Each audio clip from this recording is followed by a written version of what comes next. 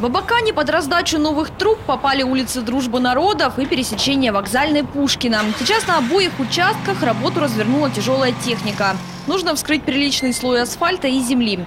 В этом году тепловики начали приводить в порядок изношенные сети раньше срока. Температура воздуха бьет все рекорды, и можно успеть сделать все намного быстрее. Есть и неудобства для жителей. По улице Вокзальной рабочие перекрыли проезд. Самое главное неудобство, оно продлится до 5 апреля. Это мы вскрыли камеру, почистим сейчас ее и начнем копать в сторону.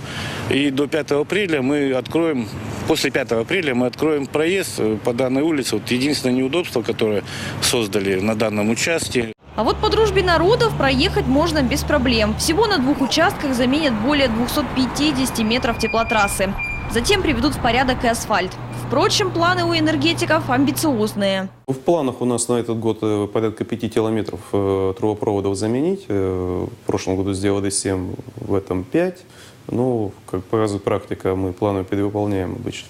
То есть, ориентируюсь, что в пределах 7 километров в год мы трубопроводов заменим и в этом году.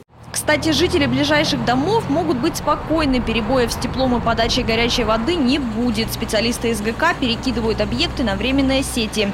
Когда трубы закончат менять на этих улицах, переедут на Пушкина 199.